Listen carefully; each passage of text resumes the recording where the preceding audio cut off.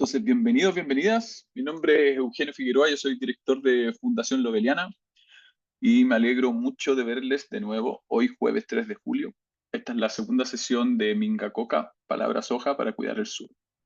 Espero que les haya gustado harto la sesión pasada con Fernando Urbina, al menos yo estuve muy feliz con ella.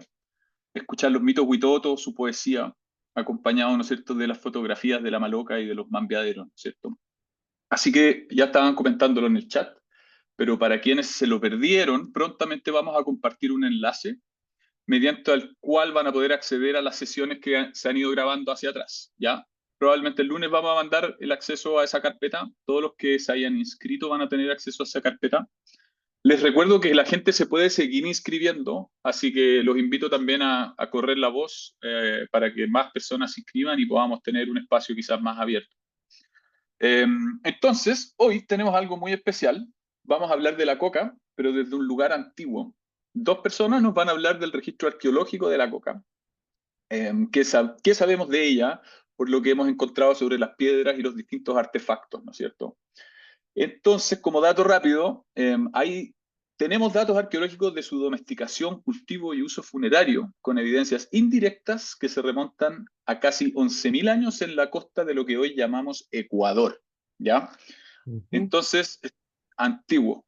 Y justamente vamos a entrar en eso. Inicialmente teníamos planificado que iban a hablar tres personas, pero uno de los presentadores, de hecho, quedó atrapado en terreno. Él está haciendo arqueología y por temas de lluvias y porque no alcanzaron a terminar, no pudo llegar a tener conectividad. Entonces, Pedro Argüello, la próxima vez será. Hoy día solamente van a presentar dos personas, Verónica Lema, que va a presentar después, pero vamos a comenzar con Estelina Quinatoa, ¿ya?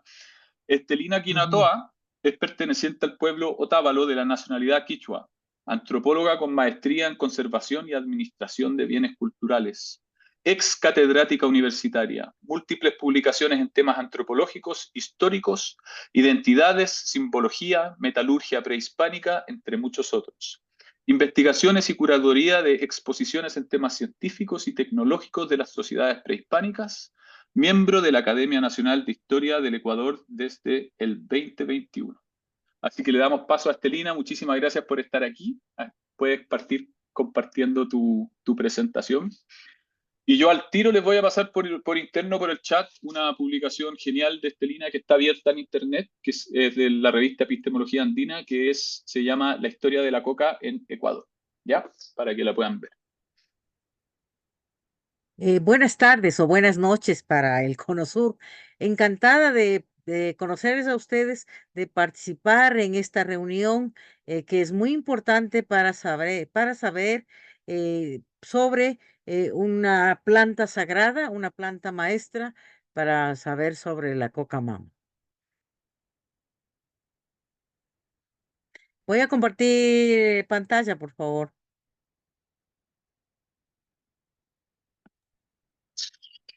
Sí. Ah, Ya, bueno. ya. Bueno, les quiero contar cómo es que yo llegué, cómo conocí la hoja de coca. El, yo trabajé para el Estado a cargo del patrimonio prehispánico o arqueológico, pero en mi país no ha habido muchas excavaciones arqueológicas. Sin embargo, se han recuperado miles de bienes prehispánicos, milenarios, patrimoniales que forman todo lo que sería la riqueza patrimonial de mi país. Yo fui durante 33 años curadora de la Reserva Arqueológica del Ecuador y este trabajo me dio la posibilidad de acercarme a los personajes que estarían chachando la hoja de coca. Esto lo conocí desde la década de los 80 y me llamó mucho la atención la protuberancia facial que tenían estas representaciones antropomorfas en cerámica. Y entonces ahí empecé a leer sobre la hoja de coca y luego también fui tomando postura en mi vida, en la profesión y en el patrimonio para difundir lo que es el uso de la hoja de coca en nuestras sociedades originarias. También debo decir que en el Ecuador hay poco conocimiento o casi nada sobre la coca. Aquí se conoce la cocaína y la Coca-Cola, no se conoce nada más. Y lo poco que se conoce está dedicado en que la hoja de coca lo utilizaban, lo masticaban los indios y nada más. Y como es de los indios, no importa, eso no importa conocer. Esto ha sido el inicio para conocer esta planta sagrada. El, la coca, voy a compartir las representaciones en las que es lo que más he conocido. Sin embargo, se me ha pedido que haga una breve síntesis de un artículo más grande que escribí para una universidad aquí en el Ecuador. Un artículo intentando que sea lo más completo de la historia de la coca en nuestro país. De ahí voy a intentar contarles a ustedes lo que ha pasado con la coca y bueno, cualquier cosa, si es que hay que precisar, si tienen que hacer alguna pregunta, yo no tengo ningún problema en que lo pueden hacer en el mismo tiempo que yo estoy explicando. Aquí he puesto en la pantalla, les quiero compartir que este dibujo que es un dibujo del siglo XIX, de una publicación de Humboldt y Bonpland, en que ya lo dibujan a la hoja de coca. Esto he utilizado mucho porque yo quiero elevarle a la hoja de coca las cualidades de esta planta, en que ya en el siglo XIX los europeos ya valoraban estas cualidades, esas características de la hoja de coca. Entonces, he buscado para la publicación en el archivo histórico de lo que fue el Banco Central y que ahora es el Ministerio de Cultura y Patrimonio del Ecuador. Esta publicación, y que en el Ecuador al menos es única, y que nos da cuenta de cómo era la coca, cómo lo percibieron, cómo lograron poner el color en su ilustración.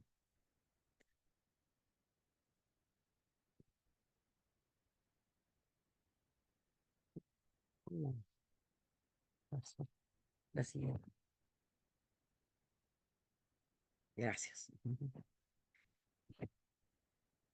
Yo prefiero hablar durante ese tiempo, las décadas en que he trabajado en patrimonio, en cultura, en identidad, y sobre todo en la parte espiritual y en la parte religiosa de nuestras sociedades antiguas.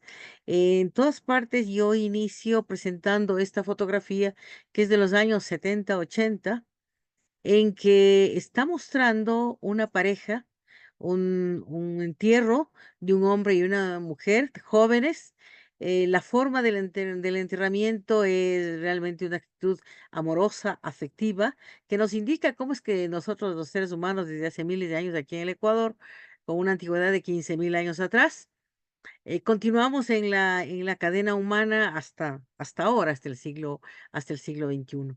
Y cuando hablamos de las evidencias o de la fotografía de nuestro patrimonio, debemos reconocer todo lo que aportaron, todo lo que aprendieron durante miles de años, cientos de años, cómo fueron entendiendo a la naturaleza, cómo fueron conociendo las características de cada elemento, cómo fueron sacralizando todos estos elementos que mantienen el equilibrio en lo que ahora sería en mi idioma, en el quichua, la Pachamama.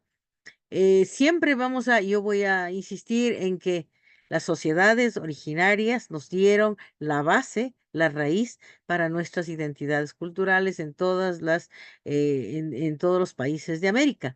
En mi caso ecuatoriano, a mí me interesa mucho que los ecuatorianos sepamos que nosotros venimos de miles de años y que estamos hablando con una evidencia eh, una evidencia que es eh, pragmática y práctica.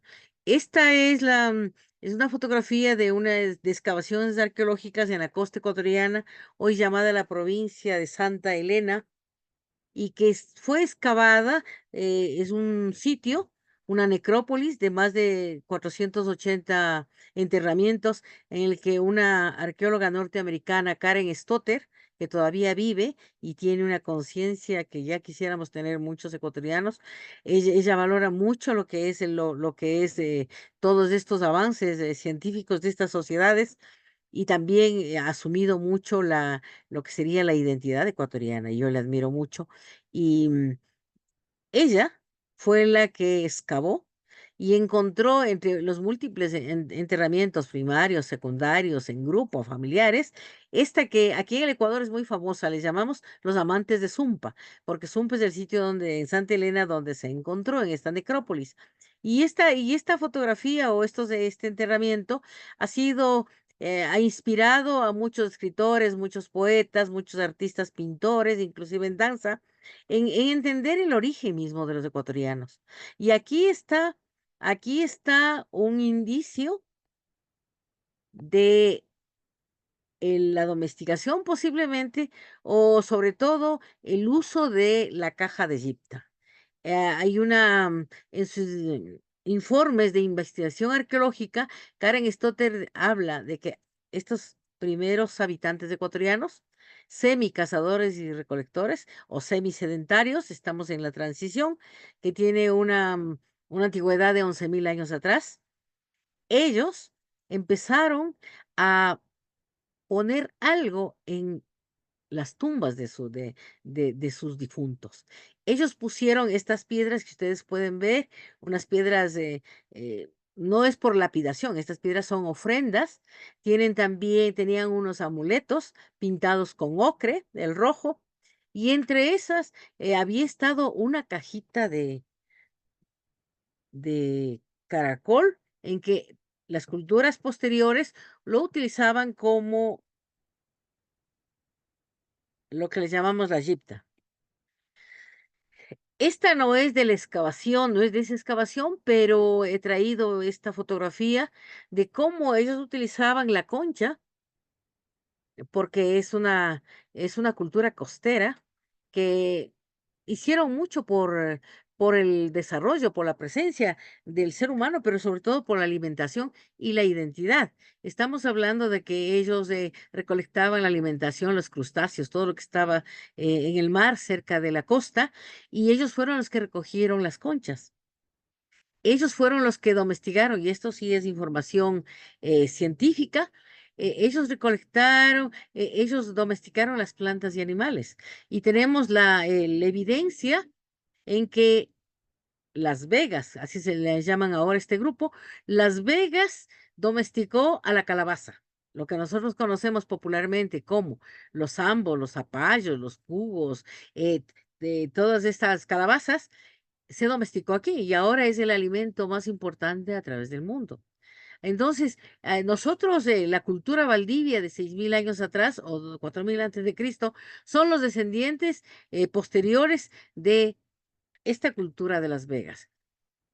Eh, esta, esta cajita encontrada como amuleto de los difuntos en una de las tumbas, em, a mí me hizo reflexionar mucho. Bueno, si aquí está la caja y es similar a las cajas posteriores, a las criptas posteriores, con seguridad, la gente de Las Vegas ya domesticaron, pues, quizás sembraron y ya utilizaron la hoja de coca, no solamente en la alimentación, pero lo más importante es que lograron que conocer la característica de esta planta sagrada y acompañaron al difunto hacia la eternidad.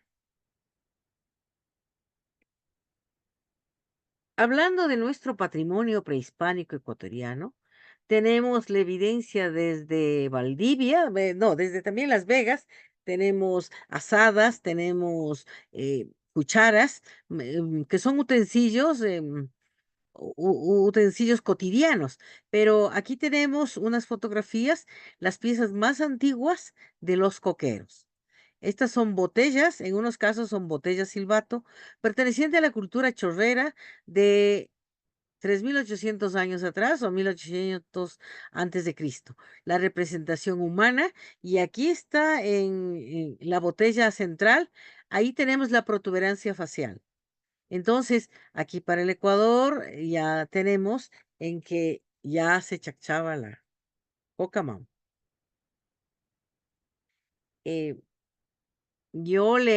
A Eugenio le invité a que busque el artículo el que fue publicado de manera virtual en una universidad aquí en el centro de la sierra, en la que he logrado publicar el artículo. Está mutilado. Mi trabajo fue muy grande, todo lo que pude encontrar, todo lo que se podía informar sobre la coca aquí en el Ecuador, que no lo conocen. Presenté en Perú, presenté en Bolivia a las organizaciones que están defendiendo la hoja de coca. Sin embargo, no se pudo hacerlo. Pero la universidad me aceptó y está completo este artículo de lo que he recogido, de toda la información sobre la coca en el Ecuador. Este es un libro investigado por mi persona. El diseño, la corrección lo hizo mi hijo Andrés Ayala. Él hizo también la fotografía y yo quiero mostrarles que este es un personaje de la cultura bahía, 500 antes de Cristo o 2500 años atrás, en la costa ecuatoriana, en la provincia de Manabí. Y aquí vemos esta figura en posición hierática, en esta posición eh, sagrada asiática, pero la expresión del rostro con la boca abierta y los ojos, como ustedes pueden ver, yo tengo la impresión de que está en trance. Y este señor es un coquero a doble carrillo. Entonces, las fotografías que muestre con con la cédula de Corpus, ahí pueden conocer que es de la publicación. He traído también otras fotografías, porque la mayor riqueza del patrimonio ecuatoriano en cuanto a la hoja de coca están en las reservas, están en los museos. Y ya les iré contando todo lo que ha pasado, pero la coca es un tema y ahora está mucho más sensible, con más problemas en la actualidad con el tema del narcotráfico. La pieza anterior tenía una dimensión de unos 28 centímetros de alto. Este es uno de le llamamos los gigantes de Bahía, de la misma cultura, pero tiene de 80 a 90 centímetros. No está restaurada, pero aquí está mostrando un personaje de alto rango, un jefe o un sacerdote o un médico ancestral, en el que tiene en su mano derecha tiene la cajita de la Egipta y en su mano izquierda tiene la espátula para la combinación, para el chachado de la coca mama. Esta es una representación así por su tamaño, es imponente. El uso de la pintura post-cocción, ahí nos indica todo el colorido, toda la importancia que tenía este señor. Y hablando del panteón andino espiritual, religioso, de su collar es una serpiente que le está dando el equilibrio a este personaje.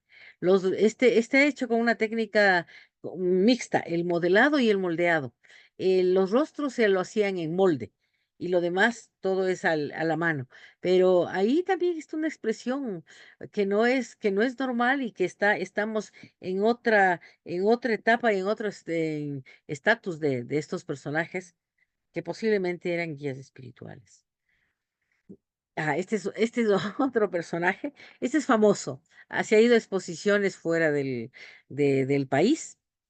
Este pertenece a la cultura, es una híbrida, a la cultura Jamacuaque de la misma costa, Jamacuaque 500 antes de Cristo hasta la llegada de los españoles, porque hay Jamacuaque 1, 2 y 3, y también Bahía. Eh, por la forma otra vez como está sentado, nos indican esta posición sagrada y hierática, esta posición en la que ahora se conoce como yoga, pero yo quiero mostrarles la representación que es muy realista, otra vez el rostro con la protuberancia en las dos mejillas, pero aquí me llama la atención otra cosa. Los pies, los deditos, se están transformando posiblemente en garras del águila y la arpía. Ahí pueden ver. Entonces, si yo sueño un poco o me dejo llevar por la imaginación, pues eran tan sagrados estos objetos en que se representaba, posiblemente este era lo que sería la fotografía del personaje importante, cuán importante sería y cómo es que le representaban en esta posición muy sagrada. Otra cultura de la costa de hace 2500 años atrás, 2600 años atrás, hasta 1500 años atrás, es la cultura la tolita. En la costa ecuatoriana, al norte, como en los límites con Colombia. Entonces, esta sociedad ocupó los territorios del norte del Ecuador y el sur de Colombia, en la cultura tumaco. Entonces, los investigadores, los arqueólogos los llaman, los de Colombia les llaman tumaco tolita y los de aquí, los pocos investigadores que tenemos, les llamamos la tolita y cuando sí, les llaman tolita tumaco. Pero estamos hablando de estas sociedades que convivieron, que se desarrollaron en este territorio donde no habían los estados nacionales. Esta cultura, podemos ver, tiene su propia característica, tiene su arcilla es blanca. Este es solamente un fragmento, es la cabeza de una estatuilla. Y otra vez vemos que está chachando la hoja de coca a doble carrillo. Y otra vez yo veo la expresión en el rostro de que están realmente en trance. Esta misma cultura de la tolita, el que vimos era un joven y esta representación, realmente estos eran unos maestros que hacían las representaciones de los personajes importantes, en que solamente con líneas incisas lograban demostrar las arrugas. Este anciano tiene ojeras y ha sido de alto rango por los orificios en las orejas, posiblemente las orejeras modernas, como ahora se lo conocen, y la fotografía no nos deja ver, pero se puede inclusive ver 4 dientes. Este señor, este señor, seguro que no era cualquier persona, está chachando la coca, pero también está con una expresión de como de estar tranquilo, de estar muy feliz. Entonces, ahí nos ayuda a entender que la hoja de coca estaba presente en todos los estadios de la vida, en todas las actitudes de estos personajes importantes. Otro personaje, este también es de gran tamaño, es Hamacoaque y es un personaje posiblemente un jefe, porque todos los jefes y los médicos tradicionales utilizan el asientito. Siempre hemos analizado en los miles de bienes que tenemos, en que las representaciones de los personajes importantes sentados en la silla y a veces en silla en forma de U son los personajes de alto rango.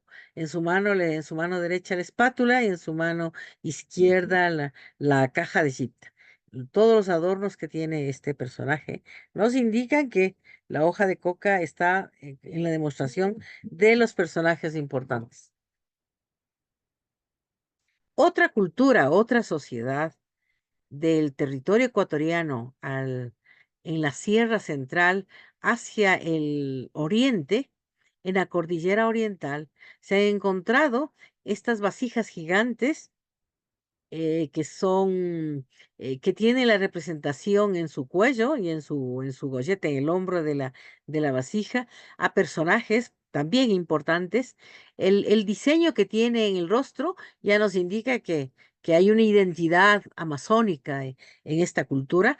Les llaman Gijón y Camaño, el primer arqueólogo ecuatoriano que excavó y que empezó a hacer los análisis y la propuesta y las publicaciones, Jacinto Gijón y Camaño les llama a esta cultura panzaleo. Pero otro arqueólogo, un sacerdote capuchino, que investigó, que hizo muchas más investigaciones, el padre Vargas, es el que toma el nombre de Cosanga Píllaro. Sin embargo, los dos nombres estamos hablando de los mismos objetos del patrimonio. Aquí hay otra técnica, otra decoración en cuanto a los ojos, con la técnica del canuto, la representación de labio abierto con los dientes, ahí están.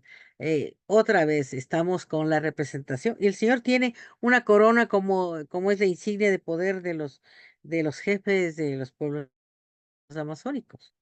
Esto tiene una antigüedad igualmente de 100 antes de Cristo hasta el periodo de integración, hasta la llegada de los incas. Esta fotografía, yo lo disfruto mucho con esta fotografía. Esta es de una colección particular, un coquero en el que yo le hice la autenticación de estos bienes y me llamó mucho la atención porque a este señor, los ceramistas se les fue la cantidad en el bolo, ¿no? Ahí pueden ver, este es un personaje que compartimos con Colombia, de la cultura pasto, del lado ecuatoriano, del estilo capulí. Tenemos tres estilos, capulí, piedartal y tusa, y este es un coquero sentado en el banco y trabajado en la difusión de muchos de estos personajes. Estos personajes son, para mí, son médicos y están relacionados con la Amazonía. En la Amazonía, las curaciones actuales etnográficas se lo hace el personaje, el banco, si es que quiero irme eh, a un, a una nacionalidad eh, quichua. Le llaman el banco porque está sentado en el banco, pero también le llaman el banco porque es el banco de conocimientos, están ahí condensados en este personaje y ellos hacen las curaciones interpersonales. Hay una comunión entre el médico, la asistente que es su esposa y el paciente. Ahí está la muestra que todavía podemos hacer una comparación con las nacionalidades actuales y gracias a eso yo puedo decir que a pesar de que estamos en la Sierra Ecuatoriana Norte, donde hace mucho frío, las mm, expresiones de los coqueros son todas en este estilo y tienen una banda como utilizan los amazónicos y yo suelo decir a los niños, es la banda del presidente de la República, pero la otra vez la expresión del rostro es muy decidor. De la misma cultura pasto, el estilo capulí, otro señor que tiene más engobe, tiene más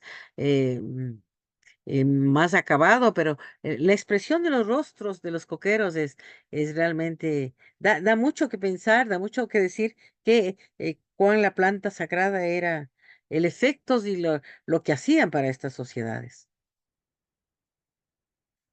A veces dicen aquí que solamente los hombres coqueaban. No, yo puedo demostrar que las mujeres también chacchaban la hoja de coca. Ahí está, esta es una pieza pequeñita. Es la representación de una anciana, como ustedes pueden ver, y otra vez también está en actitud hierática, pero las mujeres se sentaban en el piso. Eso no significa que era menor o peor o maltratada por el lado masculino, sino más bien es una cuestión cultural en que las mujeres se sientan en el piso y los hombres se sientan por su representación y por su dignidad se sientan en el baño. Esto es eh, la cronología o la antigüedad de estos personajes, hablamos de 500 después de Cristo hasta la llegada de los incas y hasta la llegada de los españoles. Yo me atrevería a decir hasta durante la colonia porque hasta ahora hay ceramistas que utilizan la misma técnica y hacen estas mismas representaciones. Y a veces en el mercado, en el que no, en que aquí ahora las leyes están penadas, sin embargo pueden comprar como souvenir y a veces pueden confundirse, ¿no? Pero como hay mil, estamos viviendo en la mitad del mundo y en el centro del tiempo y vivimos sobre cementerios antiguos y no necesitamos necesariamente venir de excavaciones arqueológicas, sino que estas vienen de tumbas. Entonces, para la base de una vivienda o para abrir un camino, para abrir una acequia, se encuentran estos objetos que son parte de las ofrendas funerarias de los enterramientos. Ahí está otra mujer de esta misma cultura, al norte de la Sierra Ecuatoriana, está sentadita, pero esta no está, no ha ingresado todavía al horno. Es decir, esto es un terracota que no está todavía en cocción. Pero vale la pena ver todas las etapas de la elaboración de estos personajes importantes, de esta mujer importante, que incluso podemos ver que está con todas las facciones, está con todos los miembros de su cuerpo, a excepción de unos deditos, pero ya podemos ver la coloración en la falda. A esta le he difundido bastante. Este es porque también preguntan si la coca mama afecta algo a las mujeres, afecta algo si es que si están dando de lactar a sus hijitos. Y aquí podemos ver que no le pasa nada, ¿no? Más bien le está pasando todos los nutrientes y toda la fuerza de la coca mama a su bebito. Esta señora es de alto rango porque no está sentada en el piso, sino está sentada sobre un banquito. Los ojos, la representación de los ojos y de las pupilas a mí me llama también mucho la atención. Entonces, en los efectos de la sagrada coca, eso es para otro tema para entenderlo mejor. Bueno, esta es una fotografía de una publicación, de un catálogo que se hizo, se ha hecho varias publicaciones, porque hay coqueros de tamaños pequeños y coqueros gigantes. Las, en el tema de la coca, aquí en el Ecuador se han hecho dos exposiciones. En el año 2003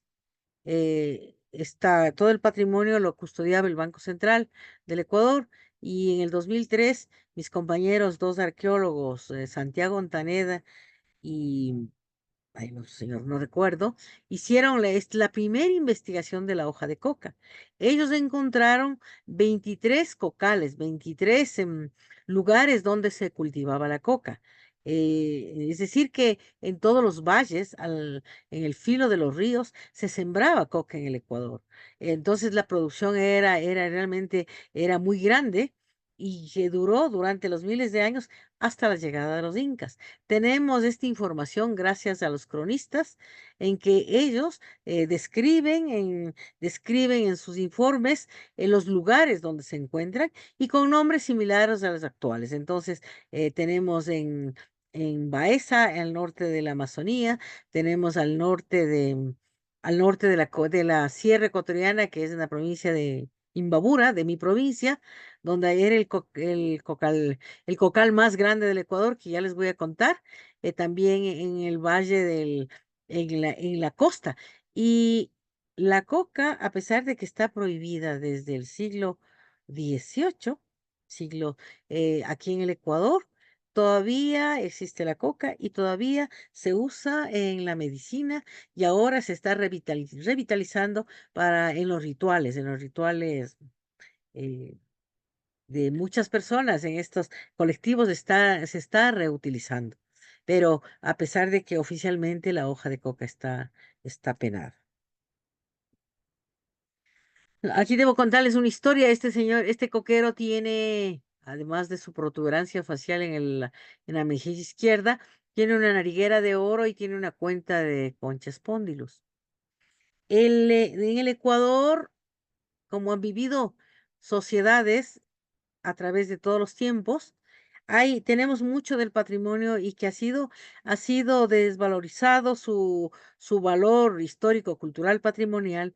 Le han dado solamente el costo económico y entonces, sobre todo en el siglo XX, desde los años 50, 60, 70, sobre todo en el 70 y en los 80, sacaron muchísimo afuera del país, han sido vendidos, encontrados, tanto por tierra, por aire y por el mar, salió mucho de este patrimonio. Y en el año 83 el Ecuador ganó un juicio contra un italiano y se recuperó 10.000 bienes de estos. Este es uno de los personajes que tienen esta historia de la repatriación del patrimonio del Ecuador, y este es el único coquero que tiene la nariguera de oro, porque también a la gente nos gusta ahora, valoramos mucho el oro intrínseco como el material, pero más no como esta representación fantástica que tiene en la época prehispánica. El, Otra fotografía, esta fotografía para mí es mágica, porque es un fragmento de este coquero y con el fondo que tiene, ahí está este señor como que está llorando. Ahí está, este coquero tiene un rictus, tiene la boca cerrada. Entonces da mucho al lugar de la interpretación. Bueno, aquí me voy a detener un ratito en la imagen para contarles que la hoja de coca fue realmente muy utilizada, muy conocida la siembra, el cuidado, la cosecha, cada 3 meses dicen las crónicas, y este uso se fue erradicando a la llegada de los españoles. Fue a la llegada de los incas, ya fue de élite, pero a la llegada de los españoles le asociaron a la hoja de coca con el diablo. ¿Por qué? Porque sabían que era todas las características de la hoja de coca, que era primero el alimento completo para el ser humano y sobre todo el uso sagrado que le daban las poblaciones. Y entonces, en el, hay una dinámica muy grande en el cocal de Pimampiro, al norte en mi provincia. Este cocal, que seguro que debo tener. A ver, vamos a ver si tengo aquí. Bueno, me voy a quedar aquí un ratito. En Pimampiro, el Cocal, realmente había estos enclaves que eran archipiélagos en los que se sembraba así como desde arriba hacia abajo. Había mucha gente que no eran los pastos, sino que venían gente a comprar la coca y compraban en el terreno y venían a cuidar su plantita y a cosechar sus hojas de coca. Esto a la llegada de los españoles, principalmente. Aquí hay una historia que debo contar. Es la presencia de la Iglesia Católica y las órdenes religiosas empezaron a cobrar diezmos. La venta, el comercio de la hoja de coca fue tan grande que los españoles empezaron también a cobrar impuestos. Y entonces les resultó muy importante la producción de esta hoja, a pesar de que trajeron la uva, trajeron otros productos aquí para sembrar en los cocales. Sin embargo, hay un tiempo de décadas en esta convivencia de la chacra de coca y algodón y la presencia del vino, del trigo, del maíz, etcétera, los otros productos andinos, pero también europeos. Y ahí hay una dinámica muy importante en que hay los cacicazgos, hay ya la presencia inclusive de las autoridades eclesiásticas. ¿Por qué? Porque los agustinos y sobre todo los dominicos empiezan a chachar la hoja de coca y empiezan a su uso personal, y entonces la iglesia se asusta, muchos visitadores se asustan y piden que se prohíba. Entonces, en 1700 y algo más, que ahorita no puedo dar los datos precisos, hay la prohibición de la siembra de la coca y del uso de la hoja de coca. Eso de manera oficial. Sin embargo, permaneció, se continuó con todo el manejo de la coca. Esta fotografía pertenece a otro estilo, a otro pueblo de la cultura pasto, que es Piartal. Vean, eran vecinos de los otros señores, de los señores coqueros. el, el- Su identidad, el corte de cabello o posiblemente su tocado, tanto del hombre como la mujer, son diferentes. Aquí, esta fotografía lo compuse yo y para alguna exposición, pero aquí está un hombre sentado en su banco y ahí está podríamos decir la esposa. Los dos coqueritos ahí con su protuberancia facial juntos. Ahora vamos a ver. Para continuar con la explicación que pueden ver y me puedo ayudar con la imagen, quiero continuar con la situación de la hoja de coca. La hoja de coca fue primero satanizada y luego fue también prohibida. Y en el siglo XX ya nos saltamos a varios investigadores en los que le asocian a la hoja de coca con los indios. Y ellos agradecen de que qué bueno que nuestros indios están sanos, son fuertes, son vigorosos, porque no usan la coca, ya que en Colombia, en el Perú, utilizan y entonces son más débiles. Bueno, esas son apreciaciones que tenían los investigadores. No he encontrado a nadie, a excepción de un sacerdote europeo, italiano, que es Miguel Cabo de Villa, quien es un sacerdote misionero capuchino que trabajó mucho en la Amazonía ecuatoriana y defendió la situación actual de las sociedades originarias de la Amazonía. Y él escribió un libro que se llama La Coca, que es realmente un libro muy importante para entender la presencia de estas organizaciones, de estos pueblos con identidad propia, a pesar de compartir el mismo territorio que es que es la Amazonía. Eh, Eso de manera oficial, pero en el pueblo o entre las poblaciones originarias, nosotros utilizamos y conocemos y valoramos y tenemos nombres de la coca. Por ejemplo, la porción de comida frugal que llevamos al campo o llevamos de paseo para la familia, eso se llama el cucabi en mi provincia. En mi pueblo se llama cucabi, que habla de la coca. Y en las otras provincias les llaman el cucayo. En la población mestiza les llaman el cucayo. Entonces, el cucayo viene de la palabra coca. En la norte de la Amazonía, en la provincia de Orellana, hay el río que se llama el río Coca. Junto al río Coca está la ciudad, igualmente que es de nombre Orellana, que todo el mundo conoce el Coca. ¿De dónde vienes? Del Coca. ¿A dónde vas? Al Coca. Entonces, esta palabra Coca está presente en la memoria y en la práctica cotidiana de los pueblos, del pueblo estoy hablando, ¿no? Y esto también nos hace pensar en que hay que difundir mucho más la historia de la hoja de coca. La coca está penalizada desde el siglo XX, desde los 30, 25, 30, 40, 50, 60, el Ecuador formó parte de los estados en los que en contra de estas plantas psicodélicas, y entonces hoy la coca está penada. Y es permitido solamente, para los que saben, ¿no? Es solamente sembrar 3 plantitas de coca, porque lo demás ya les llevan preso y le confiscan las 3 arbustitos de coca. Entonces realmente está penado, eso hay que difundir porque estamos frente a una situación muy, muy, muy, muy fuerte y muy dura para los que defendemos a la hoja de coca, el uso tradicional, el uso simbólico, el uso medicinal, el uso alimentario que le damos a la coca.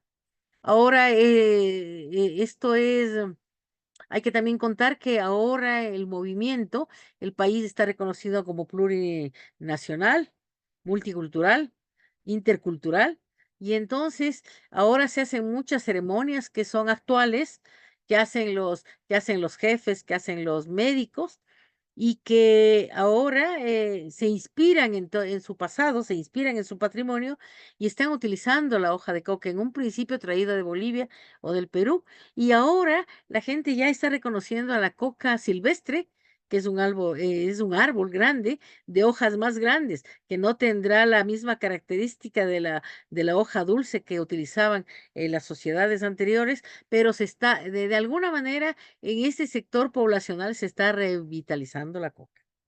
Yo quiero mostrarles también, les quiero compartir, esta es la reserva arqueológica que fue del Banco Central, hoy pertenece al Ministerio de Cultura y Patrimonio, y que hemos clasificado. Estos son coqueros de 35 centímetros para abajo, Ahí están los hombres, y fíjense el peinado, la banda que tiene y la expresión en el rostro con su protuberancia facial.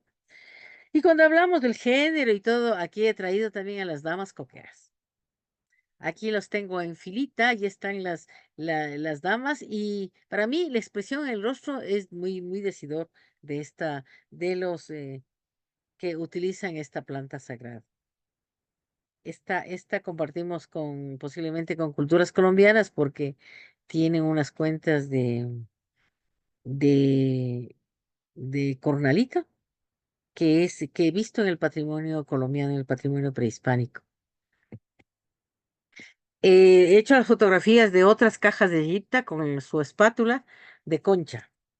Estas no son de las primeras que les contaba de Las Vegas, sino que esto es de Bahía, 2500 años atrás. Se dice que la egipta o la ceniza de cal o la ceniza de las conchas quemadas, la ceniza de la raíz de la quinoa, más otros elementos, otros materiales que yo desconozco, era el ingrediente para el uso de la coca mamo. A la llegada de los españoles, estamos hablando de 1534 aquí en el Ecuador, había unos grupos humanos muy organizados, casi de protoestado, tanto al norte de la sierra, al centro de la sierra y en la península del Guayas, ahí por la isla Puno. Ahí vemos todo el trabajo de metalurgia, que tenemos una caja de Egipta, que si se desconoce parecería una lamparita de Aladino, pero no, es una caja que todavía tiene el contenido. Yo le hice restaurar, le hice mantener, y está decorado con conches póntilus, y está la representación de su fauna sagrada, y tiene la espátula que es zoomorfa, bicéfala, y aquí podemos ver toda la tecnología que utilizaba en cuanto a materiales, al oro. Hay representaciones de personajes pequeñitos de coqueros en oro, en platino, pero yo traje esta porque yo le tomé para una exposición que es muy, muy, muy importante. Tenemos otra en Guayaquil, no está la espátula, pero ahí es importante difundir no solamente la tecnología, el material, la simbología, porque está con la concha sagrada en el muslo, la espondylus, y sobre todo está con la cal todavía.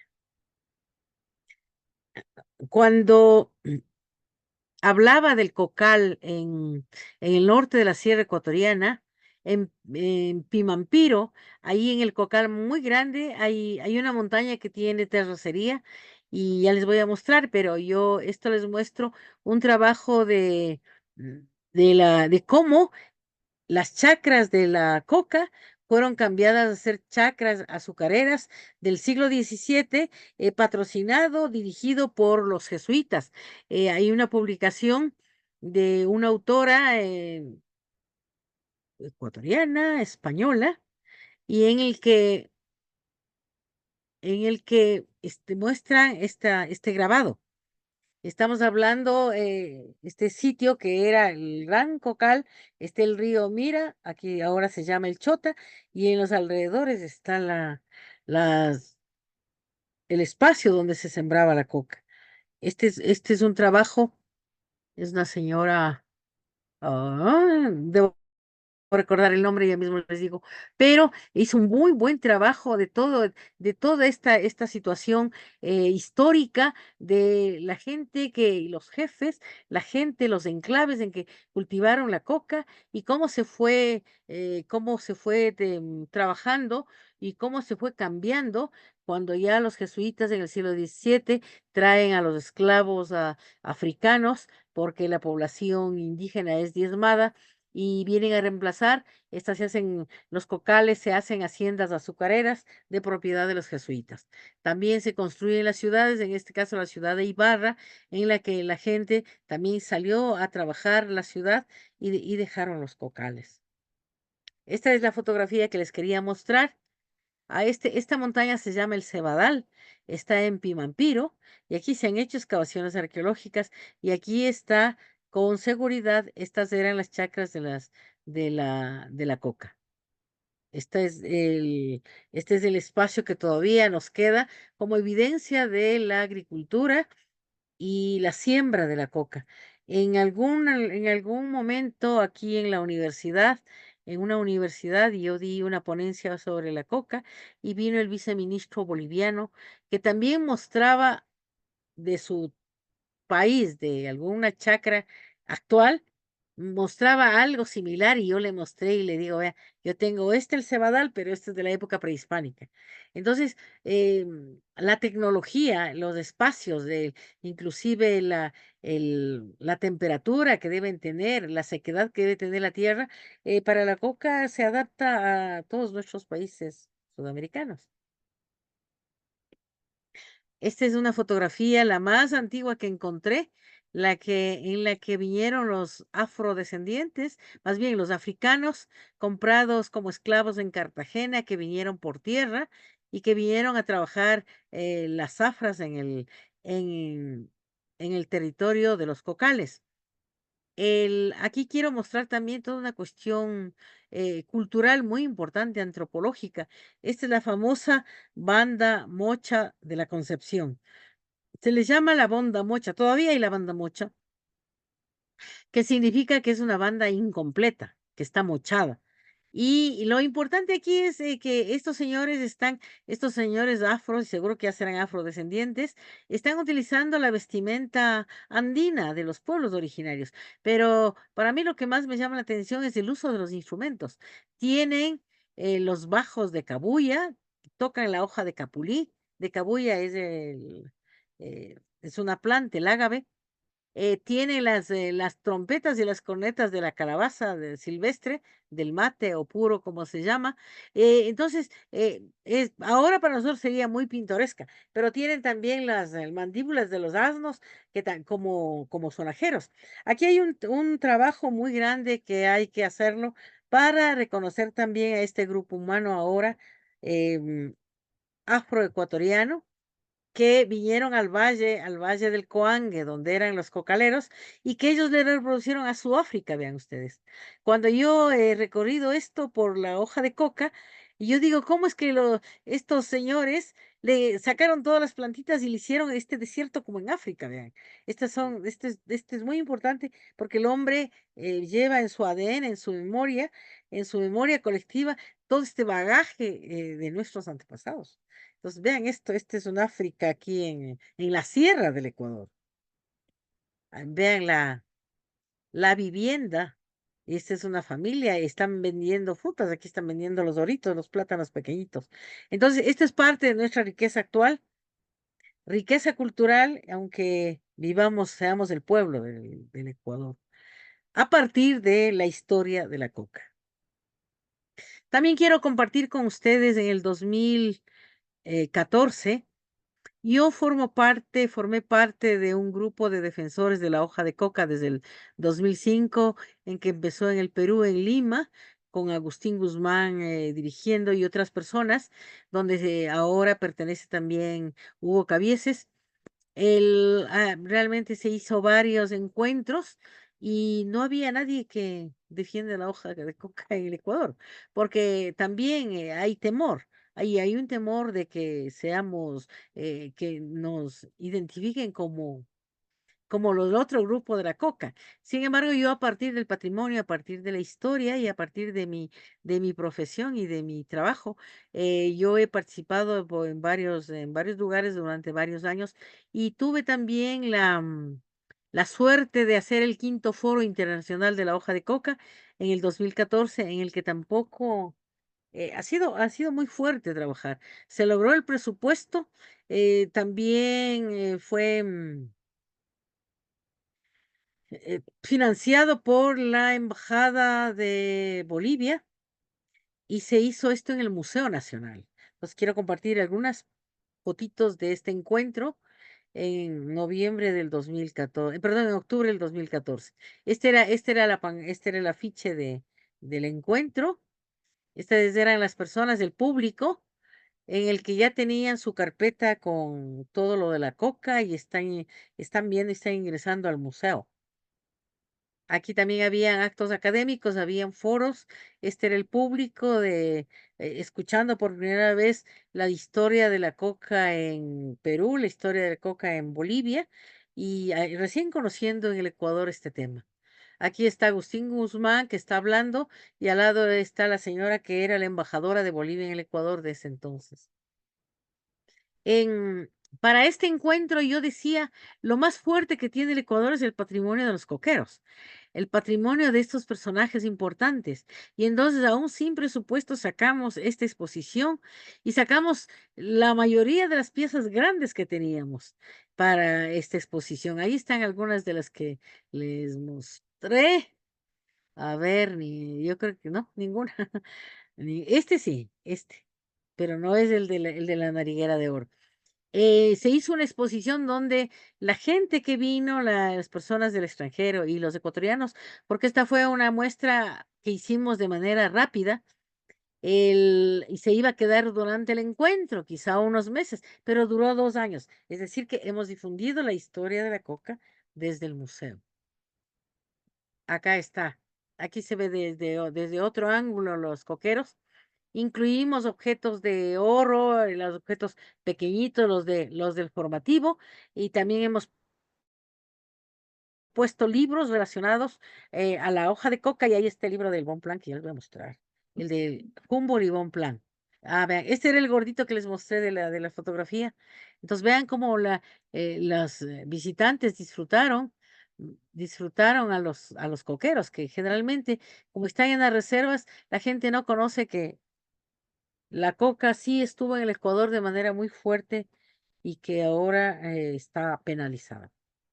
Aquí está el libro de Humboldt y Bonpland, donde también los visitantes están conociendo por primera vez el dibujo puesta en valor de la hoja de la planta de la coca.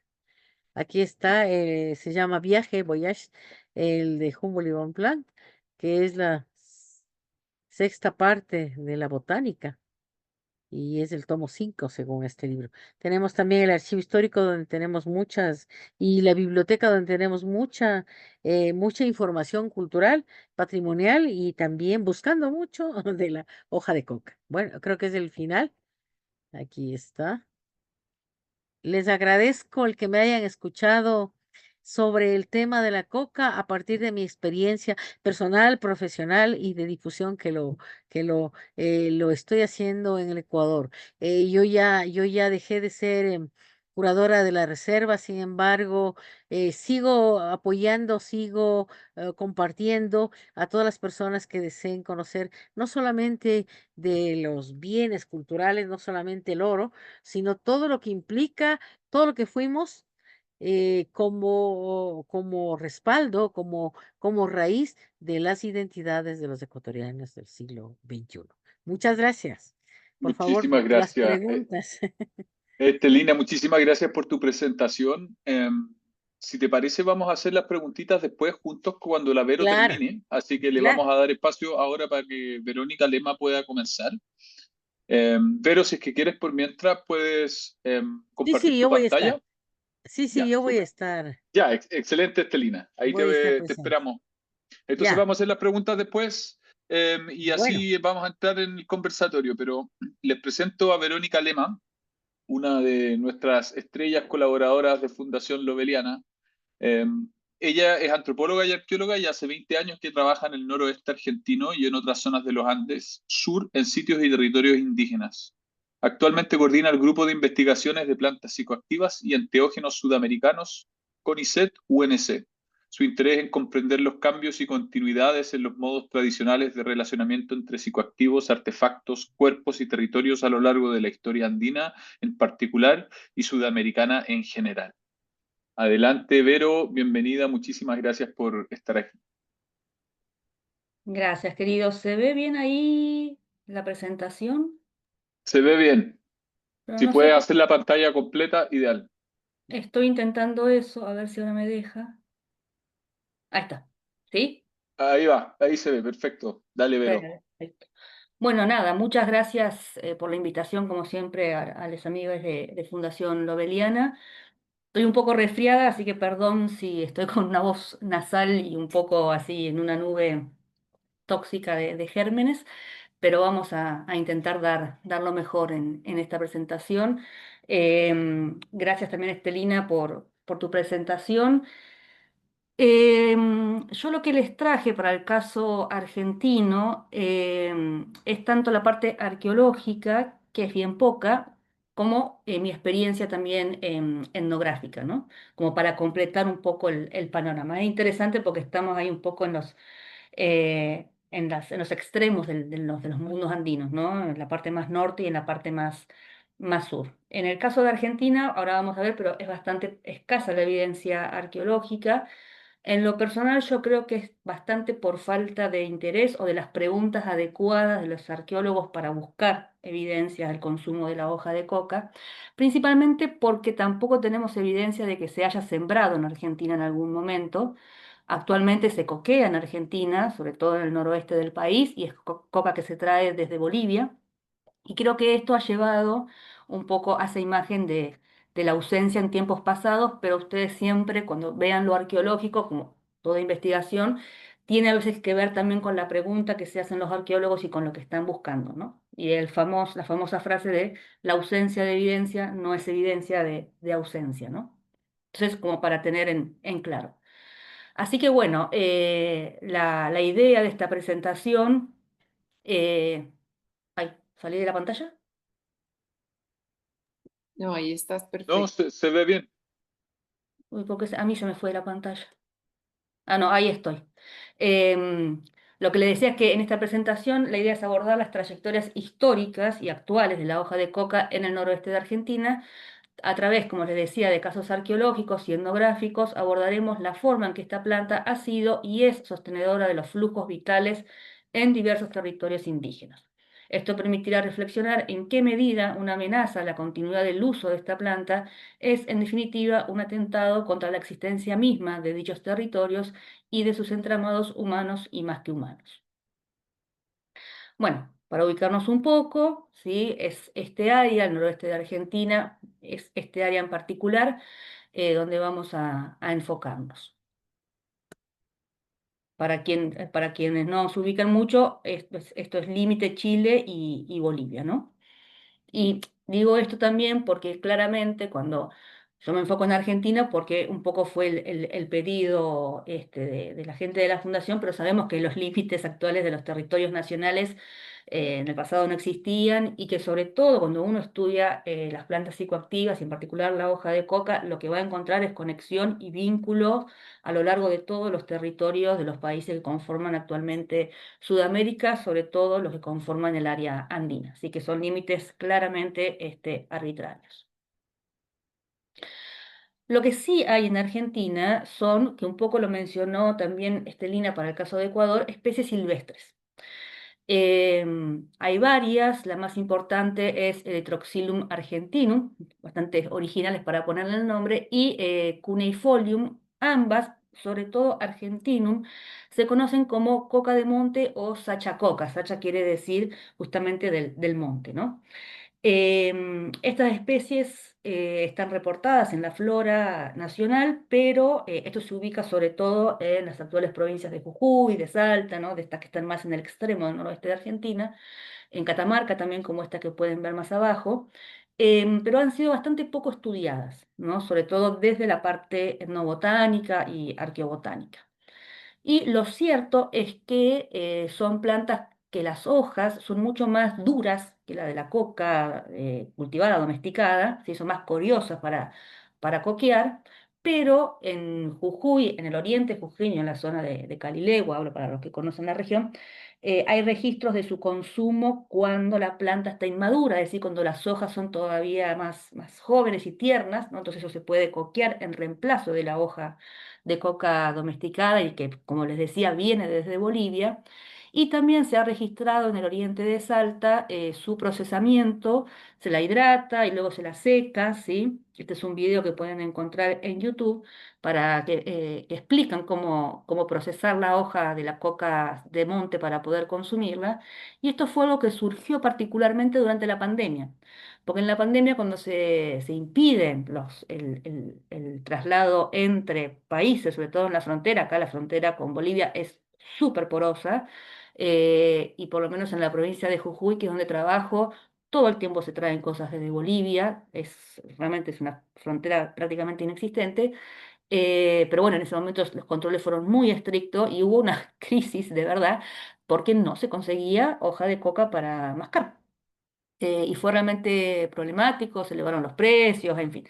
Y apareció esta alternativa de la gente que sabía o que sabía, porque sus abuelos eventualmente, sobre todo cuando no la podían pagar, consumían la hoja de monte o también cuando eran perseguidos, porque un poco como mencionaba recién Estelina, aquí también la hoja está prohibida, por momentos y actualmente se permite un consumo de un cuarto más o menos que cada persona pueda comprar, ¿sí? A nosotros nos ha pasado yendo a Bolivia desde Jujuy, porque se compra tanto, hoy en día se consigue en los mercados locales del noroeste de Argentina, porque la traen desde Bolivia, pero muchas veces se viaja directamente a Bolivia, porque como les digo, está muy cerca y la frontera es bien porosa, donde hay más diversidad de variedades, donde hay más diversidad de precios, ¿no?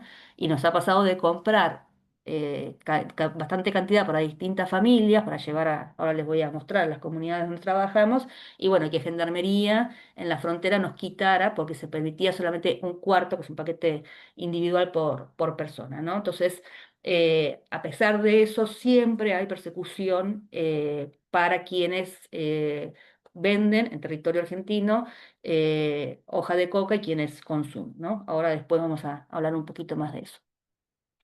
Volviendo entonces a las especies silvestres, estas que un poco resurgieron durante la pandemia, hay algunos estudios químicos sobre los contenidos de alcaloides de estas plantas. Estas dos que yo les mencionaba, que son las principales, poseen significativos porcentajes de tropacocaína y metilcloramidina, entre otros igualmente presentes en la coca boliviana. Ahí están los trabajos citados donde yo saco la información. Coca boliviana quiere decir la coca cultivada, además de cantidades traza de cocaína. Y esto es importante porque muchas veces cuando hacemos análisis de contenido de piezas arqueológicas a través de marcadores químicos, buscamos la presencia de la hoja de coca exclusivamente a través de la cocaína, ¿no? Y entonces, por ejemplo, estas plantas, estas formas silvestres están siendo indirectamente invisibilizadas, ¿no? Por eso esto que yo les advertí al principio, ojo que no haya, por ejemplo, evidencia del consumo de estas formas silvestres en el pasado arqueológico, puede ser que no estemos usando los indicadores adecuados. En un estudio de 51 especies silvestres, incluso Erythrocylum argentinum fue la que menos contenido de cocaína presentó. Sin embargo, esta especie posee propiedades analgésicas y antiinflamatorias comprobadas mediante bioensayos. Y también se reportan usos tradicionales para curar gripes y sinusitis, lo cual a mí me vendría muy bien en infusiones, ¿no? Pero como ya les digo, está esto muy, muy poco estudiado. La idea es poder avanzar también en el estudio del uso tradicional y de las potencialidades farmacológicas de estas especies silvestres de eritroxila. Yendo ahora a la arqueología del territorio, me enfoco en el territorio del noroeste de Argentina, pero créanme que en el resto del registro arqueológico de Argentina no hay evidencia del consumo de coca, pero para nada, ni siquiera mencionada al pasar en absoluto. Lo poquito que hay es de esta región. Lo primero que vamos a encontrar son registros de lo que se conoce como periodo formativo, son las sociedades aldeanas y agropastoriles, es decir, las primeras sociedades que van a tener un modo de vida productor, que van a cultivar chacras y van a criar animales, sobre todo camélidos. Y en este periodo lo que se va a dar es sobre todo la costumbre del consumo de plantas enteogénicas, psicoactivas, estimulantes a través del fumado en pipas. Y tenemos el caso de esta, que es una pipa recuperada en un valle de Catamarca. Fue un rescate arqueológico, pero se cree que el contexto es en parte doméstico y funerario. Se hizo un análisis de su contenido y lo que se vio fue la evidencia de distintas plantas nicotianas, probablemente alguna forma silvestre también de nicotiana, alguna forma cercana a Ilex, que es el género, como saben, de la yerba mate y de otras plantas psicoactivas, aromatizantes, como por ejemplo el cedrón, el género Aloysia, y también restos de hojas de coca y de semillas de coca, ¿no?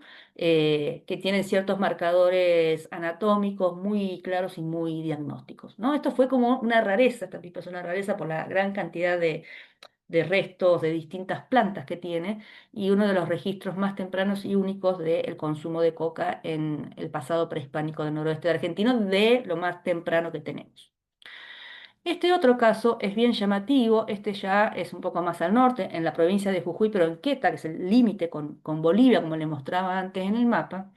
Acá apareció esta pipa, que es una pequeña pipa con una forma estilizada, es una llama felinizada, ahora vamos a ver un poquito más de eso, pero no se hizo análisis de contenido, ahí como pueden ver en la cita, este es un trabajo de fines de la década del 60, solamente se reporta el hallazgo, pero es un hallazgo bien singular, sí, es singular porque se encuentra en este círculo de piedra, que tiene más o menos 1,5 metros de diámetro, como discreto. La pipa se encuentra parada, podríamos decir, ¿no? En posición de fumar, orientada al este, ¿no? No volcada, no acostada. Y al lado, esto es lo que reporta el Faro de Lanzones, se encuentra un puco, un cuenco, lleno de hojas de coca y tapado, ¿no? Junto, bueno, con algunos restos óseos. De eso, de esas hojas de coca y del contenido de ese cuenco, no tenemos registros en los depósitos ni en las colecciones. También pasa eso con los restos arqueológicos vegetales, sobre todo cuando son hojas, en este caso se supone que son muchas, pero con más razón cuando son poquitas. Y ustedes imagínense que en un depósito de arqueología eso, a no ser que se tenga mucho cuidado y atención, se destruye y no se conserva. Y ahora se le está prestando más atención a los restos arqueológicos vegetales, pero antes los restos arqueológicos vegetales realmente importaban muy poco. Se identificaban un poco a ojo, esto parecen hojas de coca y listo. Y eso impide actualmente, porque referencias como estas hay varias, pero el material no está hoy en día en los depósitos para que uno pueda ver, corroborar que realmente se trata de hojas de coca, porque no tampoco las identificaban especialistas y que tiene, ya les digo, que ver con una ausencia provocada por las formas de trabajo desde la arqueología y la conservación y tal de épocas pasadas. Pero acá yo les voy a ir marcando algunas cositas en las que nos vamos a ir deteniendo para ir contando esta historia fragmentada en territorio argentino de la presencia de la coca y sus vínculos, ¿no? Esto que yo les decía al principio, estos entramados vitales con otros cuerpos y con otras sustancias, ¿no? Primero que esta pipa es un camélido felinizado, es decir, una llama, o en Argentina no hay alpacas, nunca hubo, pero digamos una llama, una alpaca, una vicuña, un guanaco, a eso llamamos camélidos, con ciertos rasgos propios de los felinos, los cuales por lo general son las garras y sobre todo las fauces, ¿no? Eso es un camelo que nosotros llamamos camélidos felinizados, ¿no? Y estos dos animales, los camélidos en términos generales, sobre todo los de cría, es decir, llamas y alpacas, y los felinos van a ser importantes en estas intersecciones con la hoja de coca, ¿no? Y lo otro es, esta pipa, la autora, la va a considerar como una suerte de ilia. Ilia es un término quichua aymara amplio que abarca distintos cuerpos, eso también lo vamos a ir viendo, desde cuerpos de piedra, cuerpos cerámicos, cuerpos vegetales, cuerpos animales, que tienen ciertas características que hacen que en las redes de vínculos fértiles entre humanos, no humanos, de cría, de producción, etcétera, de sostenimiento de la vida en general, podríamos decir, generan una mayor potencia y un efecto catalítico, ¿no? De esas fuerzas multiplicadoras, ¿no? ¿Y esto por qué lo dice esta autora de esta pipa? Porque si uno tapa el hornillo de la pipa, el humo sale por las fauces, ¿no? De esta llama felinizada, un poco como si fuese una suerte de sahumador también, y que recuerda a los coberos, ¿no? Y ahora después los vamos a ver también a las conopas, que son estos cuerpos con formas de camélidos donde se queman distintas ofrendas, ¿no? Y esto es interesante porque es la única propuesta que vincula a las pipas con las illas. La costumbre de fumar en el noroeste argentino es de este periodo, como les decía, estos primeros momentos de las primeras sociedades agropastoriles y después desaparece hasta la actualidad, ¿no? Entonces resulta bien interesante porque es algo bien propio del fenómeno arqueológico, pero que si nos vamos quedando con algunos elementos, vamos a ver que sigue teniendo continuidad en el tiempo.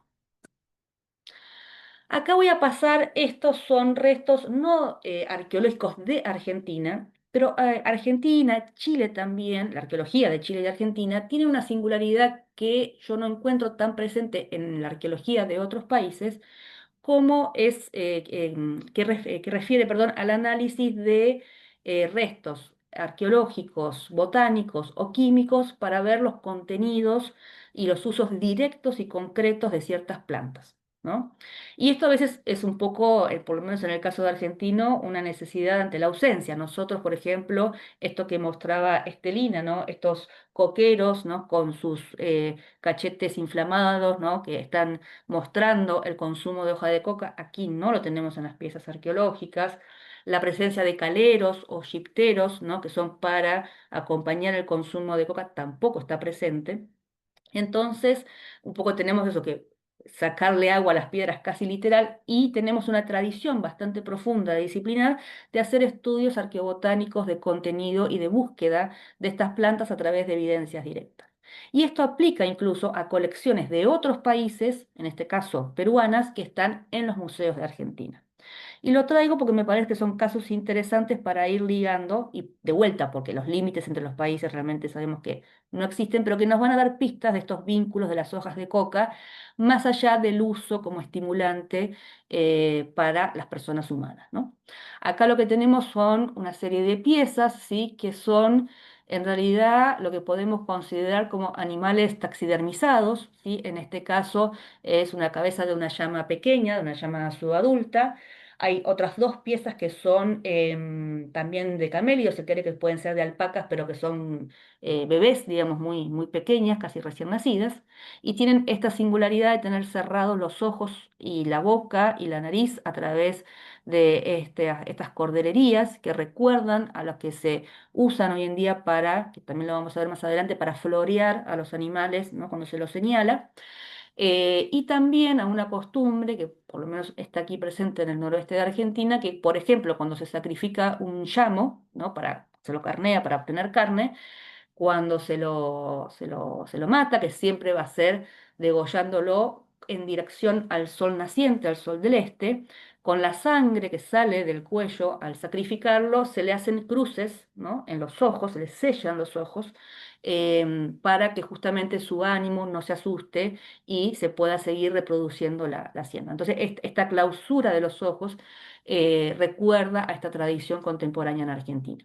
Lo interesante es que estas tres piezas que proceden, el problema es que son colecciones antiguas, son colecciones del siglo XIX, entonces no tenemos muy bien referencias, sabemos que vienen de tumbas, la referencia es Nazca, no sabemos si Nazca es el periodo, Nazca el espacio geográfico, creemos que en realidad puede venir de Paredones, que es un sitio incaico en Nazca, pero bueno, no tenemos seguridad. Lo interesante es que estas piezas taxidermizadas, que figuran como bolsa coquera, pero no es una bolsa coquera, porque ya están, porque están cerradas, están cosidas, están rellenas de hojas de coca, esto fue un análisis que se hizo en el Museo de la Plata, y también de hojas de poroto.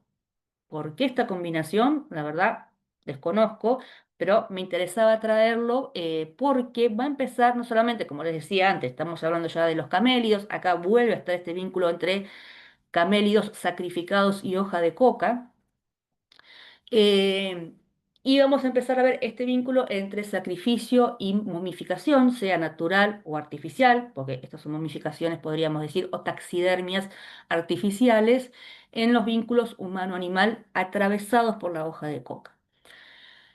Y esto nos lleva a una costumbre que sigue existiendo en el noroeste de Argentina, localizado en algunas regiones, sobre todo del altiplano jujeño, que es la taxidermia de animales. Este es un trabajo de Carolina Rivet que es muy interesante y que se los recomiendo.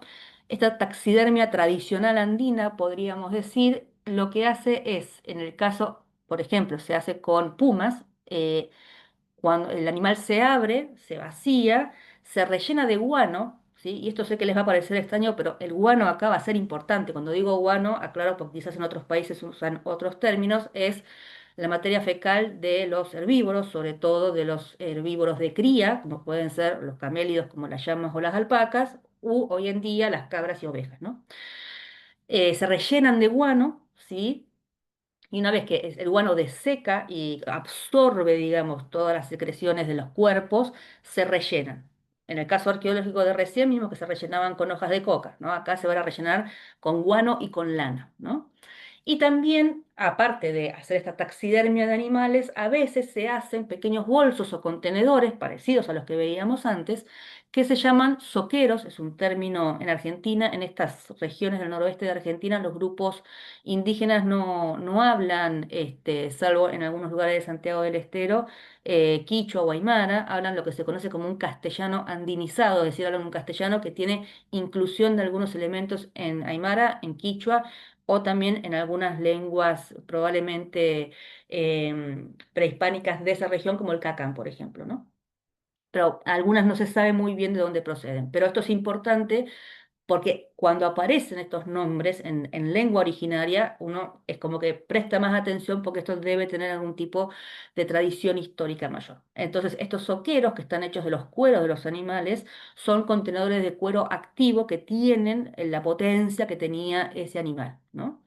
Pero bueno, volviendo al tema de la taxidermia, acá vemos, por ejemplo, el embalsamamiento de estos pumas que están colgados en los tirantes de las casas. Uno llega y está ahí, ¿no? Son impresionantes.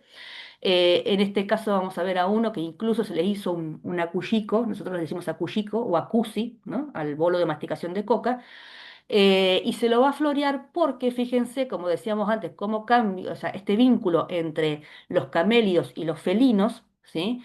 Eh, este puma, que es el que ataca por lo general a la hacienda, una vez que es cazado, sacrificado, taxidermizado y floreado, ¿sí? Como se hace con los animales de la hacienda, va a pasar, no, va a dejar de ser el predador de la hacienda y va a pasar a ser el pastor de la hacienda, ¿no? Ese vínculo ahí vemos con el tema de las llamas, por ejemplo.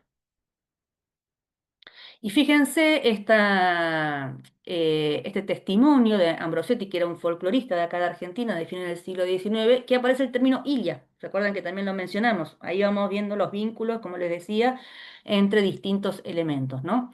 Y él va a decir, como testimonio, ¿no? Guardan y consideran también como Ilias parte de la lana de la primer vicuña que cazan en el año. Lo mismo hacen con la del primer guanaco, el primer cuero de chinchilla que matan, las plumas de ciertas aves, etc. Todo esto lo conservan en ataditos con algunas hojas de coca y los consideran como talismanes eficacísimos. En las mismas condiciones guardan las cabezas de los animales que cazan, ¿no? Entonces, de vuelta, estos animales están vinculados con islas. Otro caso de análisis en Argentina de piezas venidas del Perú son estas también de vuelta illas, pero que son más específicamente coberos o conopas, ¿sí? Que son de vuelta camélidos con estos orificios que se conocen como cochas, como lagunas, donde los análisis que se desarrollaron del contenido lo que evidenciaron son hojas de coca quemadas como ofrenda. Ahora bien, volviendo al territorio argentino, ¿se acuerdan que lo primero que vimos eran esos testimonios de las primeras sociedades agropastoriles? Bueno, miles de años después, ya con la llegada de la ocupación incaica en la región, lo que vamos a tener en nuestro territorio son varias capacochas o capacuchas, que son los sacrificios de alta montaña de distintos individuos, por lo general niñes, a los grandes apus, es decir, a los cerros más altos y más importantes, que en Argentina, al igual que en Chile, hay muchos, ¿no? Por una cuestión de respeto y sobre todo atendiendo a muchos de los pedidos de las comunidades originarias, no voy a mostrar imágenes de los cuerpos de los niños sacrificados. Esto también lo hablamos en otras ediciones de seminarios con la gente amiga de Loveliana, que es una especie de, no es una especie, es una problemática que tenemos los arqueólogos, pero es una paradoja que tenemos que para poder investigar tenemos muchas veces que sacar o profanar o destruir, ¿no? Y esto en el caso de los sacrificios incaicos es todo un problema ético, pero justamente por eso preferí traer las imágenes de los apus, de las grandes montañas, de los grandes cerros a los que fueron sacrificados estos niños, y no las imágenes de los mismos, porque aparte algunos están en estado de conservación bastante bastante deplorables. También es cierto que muchos fueron recuperados por rescates arqueológicos porque habían sido atacados por traficantes, pero así todo, eso, preferí no traerlos. Uno de los más conocidos son los sacrificios del volcán Yuyayaco. De hecho, son los cuerpos recuperados a mayor altura. Incluso, después vamos a ver, comparado al caso de la Concagua, que como saben es la montaña más alta de los Andes. Aquí se descubrió el sacrificio y entierro de 3 niños. En realidad, una de las niñas sacrificadas era una adolescente, podríamos decir, una preadolescente. Se trata de una niña de 13 a 15 años, se la conoce como la doncella. Ella llevaba en la boca y entre los labios hojas de coca. El análisis de cabello reveló un pico en la ingesta de cocaína 6 meses antes de ser inmolada, mientras que la concentración de los metabolitos del alcohol se vio notablemente aumentada durante sus últimas semanas de vida. Además de cocaína, bencileconina y ergonina metilester, se confirmó también la presencia de cocaetileno, un metabolito que se forma en el cuerpo humano únicamente como consecuencia de la ingesta simultánea de cocaína y alcohol.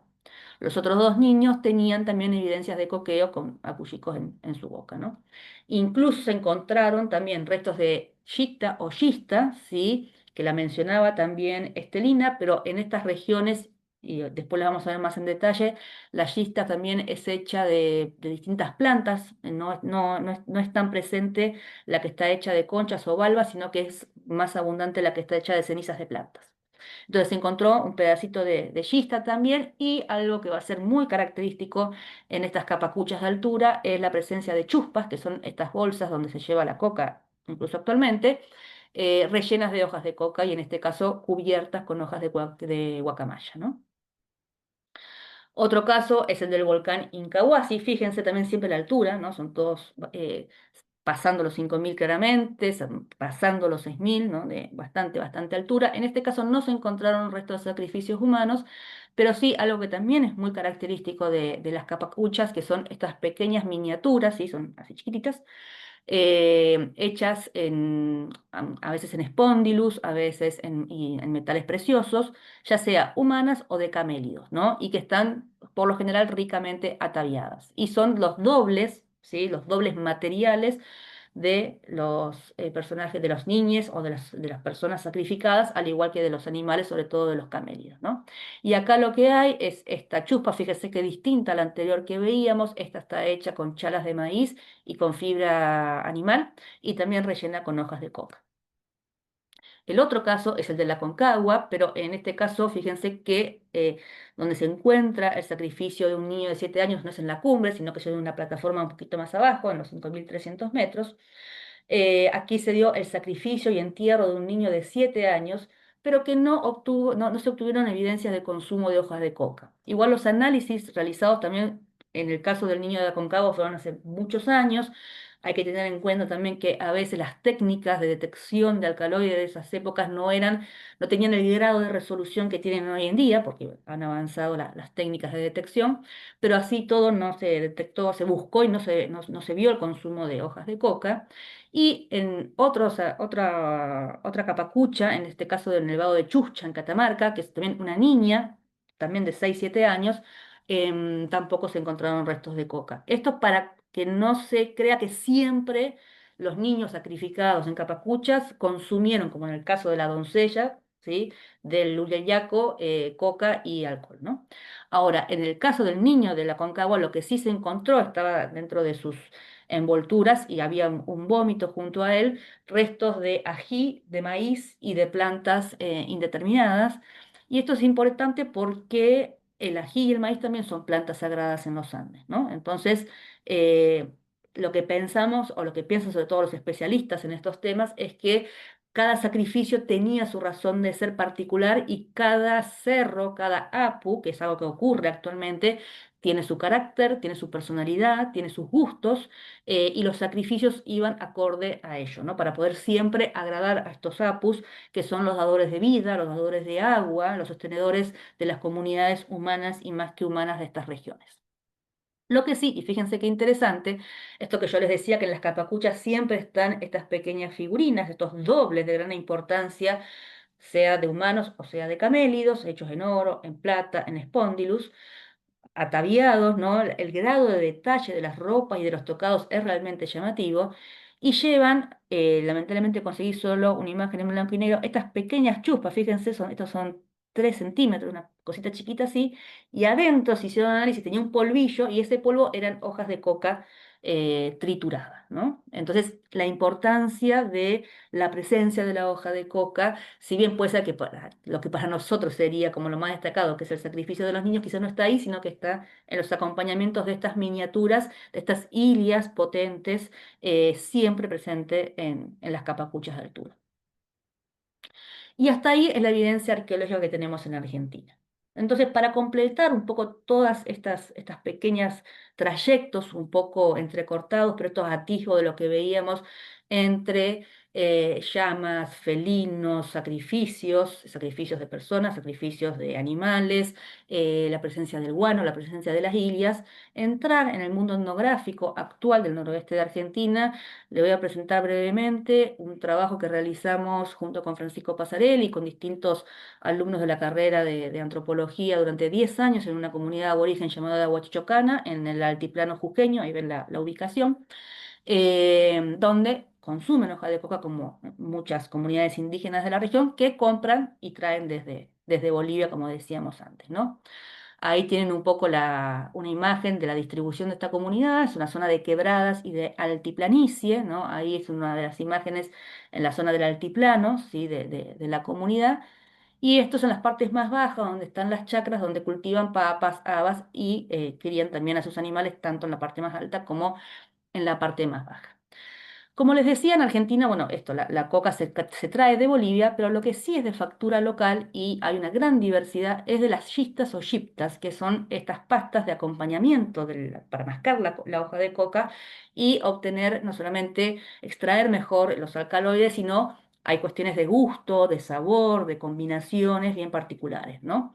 Este es un registro para la comunidad de origen de Huachocana de la década de los 80 más o menos, por Alicia Fernández Distel, donde ella fue registrando los pasos, que son más o menos los mismos que siguen hasta hoy en día, ¿sí? Donde lo primero es la quema de las plantas. En este caso ella registra el uso de flores de cardón, de los cardones, ¿no? Altos, la flor seca, cuando se seca, eso usan para hacer chipta. Lo queman hasta obtener una ceniza negra y blanca, esto es importante, e incluso llevan nombres parecidos a los que se usa en la minería, ¿no? Se habla de escoria, por ejemplo, en la ceniza blanca. Luego se van a hervir papas, muchas veces están aquí abajo, que eso lo registramos nosotros, se usan papas yutas o papas del cerro, papas salvajes, ¿no? Pero son papas que pertenecen al cerro, se hierven y luego se mezclan con las cenizas, ¿no? En un, en un mortero, en una piedra especial, plana en realidad, se lo amasa y una que tiene la consistencia indicada, ¿sí? Se deja de secar y se guarda en trozos. Y esto era tiempo atrás, hoy en día ya hay más comercio, pero cuando todavía no había tanta interconexión a través de medios de transporte mucho más desarrollados y rutas como hoy en día, oficios de yisteros, hay muchos relatos de la yistera de la comunidad. El hacer yista se puede hacer, bueno, con flores de cardón, acá se ve también con, por ejemplo, los tallos de distintas formas de quenopodium, es decir, formas silvestres de la quinoa, como la jara, por ejemplo. También se usa el marlo del maíz, se usa el suncho, que es una planta silvestre, en fin, cada uno va a tener su gusto, su forma, ¿sí? No me voy a explayar, pero hay toda una tecnología muy propia para hacer las yistas, hay de muchísimas formas y gustos, incluso cuando ustedes van a los mercados tradicionales del noroeste de Argentina lo pueden llegar a encontrar, ¿no? Entonces es como un desarrollo paralelo al consumo de la hoja de coca que sí tiene una raigambre más tradicional de la región. En la comunidad de Huachocana son principalmente pastores, sí, pastores de llamas, esto era más en el pasado, hoy en día cada vez hay menos llamas crían, y crían sobre todo ovejas y cabras, ¿sí? Que son animales que aprecian muchísimo, el pastoreo es su principal actividad. Y se va a decir que, y esto es importante, los animales, estos son, cuando lo pongo entre comillas y en cursivas, son expresiones de la gente que nos han compartido, los animales de la hacienda, es decir, las cabras, las ovejas, las llamas, coquean su pasto, ¿no? Y esto es importante porque el pasto que ellos comen, ¿sí? Incluso cuando uno está ahí y está coqueando, ¿sí? Cuidando a los animales, ellos dicen, ven que estamos haciendo lo mismo, nosotros estamos coqueando y ellos también están coqueando su pasto, ¿no? Es como una actividad compartida. Y pasto verde y hoja verde de coca son análogos, ¿no? Y también cuando una persona enferma por haber infringido una norma pactada con la pacha con el cerro, por ejemplo, la sobrecacería de animales criados por el cerro como las vicuñas, se va a decir que este último lo está coqueando, lo cual se evidencia en su pérdida de vigor y fuerza vital. Es decir, el castigo del cerro, el castigo de la pacha, es lo que ellos llaman coquearte, ¿no? Entonces la persona está flaca, está sin fuerza vital. Entonces lo que ahí está indicando es que lo que uno absorbe de la hoja de coca es fuerza vital, es ánimo, ¿no? Por eso es, para nosotros sería un estimulante, ¿no? Pero eso también te puede pasar a vos si infringís un pacto o un protocolo con la tierra o con el ser. La relación que las personas tienen con los animales es muy cercana, como les digo. Esta es una foto que tomamos durante una señalada, que son las fiestas de marcaje de los animales. Está doña Lucía literalmente adorando a sus animales, ¿no? Arrodillada y agradecida ante su hacienda y su crecimiento de la majada. En esos momentos la hoja de coca va a estar presente en las chayas, en las ofrendas, ¿sí? Muchos van a coquear las personas, pero también van a coquear los animales, ¿sí? Es un momento donde lo humano y lo animal un poco se va a ir desdibujando, ¿sí? Se van a florear a los animales. ¿Se acuerdan cuando les mostraba esa llama en Nazca con esos pompones de lana? Bueno, parecidos a estos, que se llaman flores, uno florea al ganado, ¿no? Se va a tomar alcohol, se va a tomar coca, ¿sí? Las personas también vamos a ser floreadas, ¿sí? Eh, entonces va a haber ahí cercanía entre lo humano y lo animal. De hecho, los animales van a tomar chicha y van a coquear, es el único momento donde lo van a hacer, ¿no? Entonces ahí se van acercando a lo que hacemos también los humanos y los humanos nos vamos volviendo un poco animales, por eso nos van a señalar como si fuésemos animales de la hacienda, ¿no? Ahí un poco los límites se empiezan a desdibujar, ¿no? Y la hoja de coca va a jugar en ese desdibujamiento, ¿no? Porque, como yo les decía, cotidianamente los animales coquean su pasto, ¿no? Acá ellos van a ser los que coqueen hojas de coca, ¿no? Se van a volver un poco más humanos. Y va a haber una costumbre, que yo no sé si está en otras regiones, que es esta, se trata de hacer, ¿vieron la chipta que yo les mencionaba recién, esta pasta? Bueno, con esa pasta se arman animalitos, pequeños animales, que son los dobles, parecidos a esos pequeños animales que veíamos en las capacuchas, de los animales que se estén señalando, sean llamas, sean cabras, sean ovejas, ¿no? Se hacen como dobles, ¿no? Y en un momento dado del ritual de la señalada, sobre pilas de hojas de coca, montañas, donde cada una va a representar a un cerro, se hace como una especie de juego de que estos animales se van a meter, ¿no? Entre las hojas de coca, se los va a perseguir, se los va a lacear, si acá se puede ver, ¿no? El lazo, ¿no? Van mencionando los nombres de los lugares, ¿no? Ahí está en tal lugar, está en tal otro lugar, ¿no? Es un juego y es con risas, pero sabemos que lo ritual vinculado a lo solemne es algo muy nuestro, ¿no? El ritual y la risa están muy presentes en el mundo andino. Y se lo va a lasear, o sea, se van a hacer todos los mismos, ese grado del detalle en la miniatura, como veíamos antes, porque esto no es simplemente un juguete, un juego es el doble de la hacienda, es importante que los procedimientos se hagan bien. Se lo lasea, se lo sacrifica, si acá van a ver, ¿sí? Se le va a cortar el cuello, como yo les contaba que se hace con los animales, se va a derramar sangre, que se va a hacer con el vino tinto, ¿no? Se va a sacar la grasa de adentro, que se ve un poquito, esa grasa va a estar hecha con la escoria que yo les mencionaba antes de la chipta, por eso la diferencia de las cenizas es importante, porque ese blanco es la grasa del animal, lo que hace que sea un animal rico, y luego se lo va a carnear y se lo va a distribuir junto con hojas de coca, ¿no? Esa chipta junto con las hojas de coca a los distintos participantes y a los dueños de casa según la jerarquía de cada uno, ¿no? Entonces, acá se ve una tradición que sigue del uso de estos pequeños animales a modo de hillas hechos con chipta. Otro caso, este es una foto que tomamos durante las ceremonias del 1 de agosto, que es tradicionalmente se le llama el dar de comer a la tierra, ¿sí? Nosotros diríamos la ceremonia de la Pacha o de la Pachamama, y una comida ritual muy importante que se llama tistincha, que está hecha a partir de animales carneados ese mismo año, pero también acá lo pueden ver, animales y cabezas sobre todo de animales, ¿sí? Sacrificados a lo largo del año que se van guardando y se van disecando, ¿no? Y también maíces a los que se le van a ir marcando estos caminitos de propiciación. Y todo eso se hace durante una ceremonia de ofrenda a la tierra, se lo chaya con hojas de coca, que acá pueden ver, ¿no? Como están bien, bien chayaditos, y luego de hacer esta ceremonia, se retira hoja por hoja de coca, se da a la tierra, ¿no? Esas hojas de coca, y el resto, esas carnes y esos maíces, van a ir a estas ollas para pasar toda la noche cocinándose. Entonces, de vuelta, la hoja de coca está presente, fíjense, siempre en los sacrificios, ¿sí? En los sacrificios, sobre todo rituales, y en las comidas rituales, ¿no? Porque cuando uno ve los sacrificios de los niños, por ejemplo, en altura, eso son formas de alimentar, ¿no? Al cerro. Y estas también son continuidades en las formas de alimentar, pero que están atravesadas por la presencia de la coca casi siempre.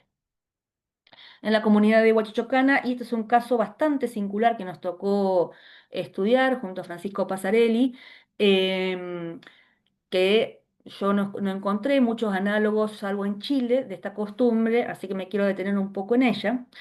En esta comunidad hay muchos sitios arqueológicos, que yo trabajé como arqueóloga, algunas estaciones de arte rupestre, ¿sí? Y sobre todo cuevas, como esta gran cueva, ¿sí? Que es bien grande, como pueden ver acá. Son 5 cuevas y 2 de las últimas tienen arte rupestre. Pero entre las cuevas y los paneles de arte rupestre, es todo cerro, ¿no? Todo un camino de cerro. Si pueden ver acá, si es como seguir todo este camino. En ese camino, en un momento, sobre la pared del cerro van a aparecer todos estos que no son otra cosa que hachos o acusis, es decir, bolos de masticación arrojados contra la pared del cerro, ¿no? Nosotros cuando vimos eso dijimos, ¿esto qué es? No entendíamos nada, ¿no? Está entre las pinturas rupestres, toda esa zona es una zona muy potente, ¿no? Sitios arqueológicos, arte rupestre, ¿no? Están estos hachos y acá pueden ver esto que está más oscurito, es una boca para alimentar a la pacha, si es oscuro es porque ahí se liba alcohol, chicha, vino, etcétera. Acá se ponen hojas frescas de coca, ¿sí? A veces se ponen dulces, pero en la pared se tiran los bolos de masticación. Nos pareció súper raro cuando comenzamos a trabajar en la comunidad em, y lo que también notamos es que este panel con los hachos no solamente está entre las zonas con arte rupestre, sino que esto que ven acá es un antiguo camino de caravanas de llamas que unía la Puna, ¿sí? Porque esta comunidad tiene una ubicación que permite en muy poco tiempo y en un trayecto bien corto ir de la Puna a las Yungas, ¿no? Entonces es un antiguo camino caravanero, las ocupaciones acá tienen más de 10.000 años, y que continúa en el tiempo con arrieros, es decir, que llevaban caballos y carretas, y burreros, que son los que se mueven con burros, ¿no? Y troperos también, los que llevan tropa. Incluso más arriba en la comunidad hay un piedrón gigante, también lleno de hachos, ¿no? Lleno de acusis, que se conoce como piedra de hacho. Y esto es importante porque ese mismo nombre lo vamos a encontrar en Chile. Y siempre esto está asociado a caminos de caravaneros, troperos, arrieros, etcétera, ¿no? Entonces, cuando le preguntamos a la gente de la comunidad a qué se debía eso, dice que nos dijeron que era una costumbre antigua, si bien encontramos hachos frescos, o sea que es una costumbre que se sigue practicando, nos dicen que en realidad es una costumbre antigua de los troperos para que el cerro no se caiga, ¿no? Y realmente una costumbre muy sostenida en el tiempo, porque realmente son muchísimos, y nosotros no terminamos de entender qué tenía que ver el arrojar el hacho, que para nosotros es un residuo prácticamente, con que el cerro no se caiga, ¿no? En esta zona estos cerros son muy potentes, son muy voraces, ¿no? Se caen y comen a las personas, literalmente. Entonces empezamos a rascar un poquito más para entender esta costumbre, ¿no? Entonces lo primero fue preguntarnos por los acuyicos o los acusis o los bolos de masticación, porque uno ve todo el tiempo a la gente coquear y jamás se encuentra en ningún lado un acusi ni un acuyico. Incluso cuando nosotros coqueamos en la comunidad, Cuando nos sacamos el acullico, la pregunta es ¿dónde lo tiramos? O qué hacemos con él. Entonces la gente nos enseña que no se descartan en cualquier lado, uno lo puede tirar por ahí, sino que se hace de manera oculta, debajo de una piedra, no atrás de una planta, etcétera, ya que se pueden usar para dañar a las personas, igual que otras emanaciones del cuerpo, como por ejemplo los pelos o las uñas, ¿no? Si uno se cepilla el pelo, todo pelo que salga o se corta las uñas, eso hay que quemarlo en el fuego para que nadie lo pueda usar para hacer un daño. Lo mismo pasa con el hacho, ¿no? Incluso en algunas regiones del Perú se lo usa para la adivinación. Este es un trabajo de Carlo Brescia que salió hace poco, ¿sí? Son los adivinos que van sacando, ¿no? Pedazos de hojas de coca mascada y según la forma van sorteando la suerte, como dicen, ¿no? Entonces acá lo que vemos que los hachos no son solamente un residuo de la masticación, sino que guardan algo de la persona, ¿sí? Por eso se le puede hacer un daño a esa persona, ¿no? Y probablemente tiene que ver con la saliva, justamente, ¿no? Entonces ya el acullico es la reunión entre la hoja de coca y la propia persona que está mascando. Pero, ¿qué más podíamos encontrar? Y nos fuimos a las crónicas, si bien las crónicas por lo general no hablan del territorio argentino, van a hablar de los Andes centrales, encontramos referencias interesantes, como la de Pueblo de Ondegardo, que dice, por hacer reverencia a las peñas que quieren mochar, mochar quiere decir adorar, ¿sí? Acá es un uso distinto de la palabra mochar, les echan aquella coca mascada, la cual se halla de fresca, echada cada día en muchas peñas por los caminos que tengo dichos, y asimismo la hallaron echada por las puertas de la casa de un demonio que ellos llaman Pachacama, ¿no? Entonces ya esto es una costumbre propia del siglo XVII, ¿no?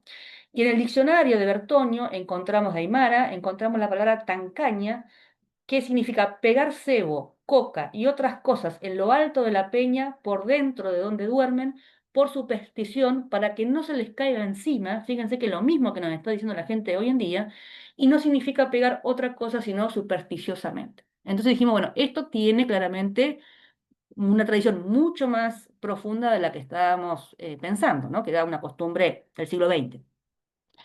Buscando otros casos arqueológicos, encontramos en Chile, fíjense, el mismo nombre, Piedra del Hacho, o del Hacho decimos nosotros, está localizada también en un antiguo sendero caravanero que unía San Pedro de Atacama con Calama, ¿no? En este caso hay un petroglifo que representa caravanas, en la de Huachichocana también hay pinturas rupestres con motivos de caravanas.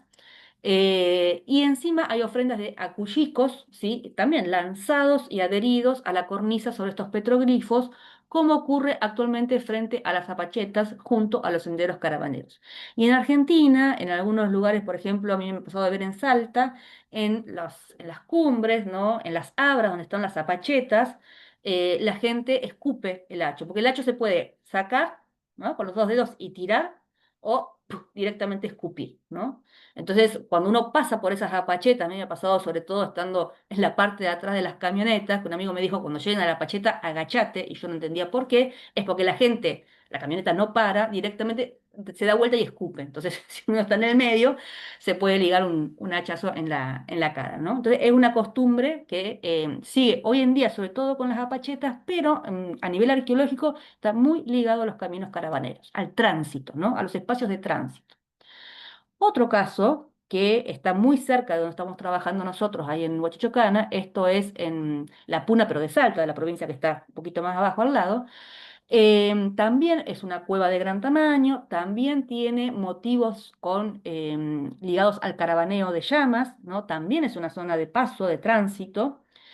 Pero en este caso, acá se ve más o menos en esta imagen, las paredes de la cueva presentan adherencias del alimento vegetal extraído del vientre de los rumiantes o pusno. Es decir, cuando uno carnea a estos rumiantes, de vuelta, llamas, cabras, ovejas, ¿sí? Es como el pasto que está dentro de la panza, podríamos decir, ¿no? Eso se llama pusno o push, ¿no? Es ese material, ¿sí? El que está mochado o tirado, ¿no? En estas cuevas de acá de Salta, ¿no? Que esto fue lo que les dijo el cacique de la comunidad a nuestros colegas trabajando en Inca Viejo. Entonces ahí empezamos a ver de vuelta, ¿no? Algo que estaba pasando con los hachos, pero también con el pushno o el push, ¿no? Con este contenido de los estómagos de los animales de cría. Y empezamos a preguntarle a la gente qué pasaba con ese, ¿no? Con ese contenido de los estómagos de los animales. Apareció que es muy importante, que se usa para curar. Esta es una foto ilustrativa. Lamentablemente no conozco al autor de esta foto, pero es una costumbre andina bastante extendida. Esta es la panza probablemente de una vaca. Y lo que se hace es, así caliente, sobre todo, cuando está el animal sacrificado, se lo saca.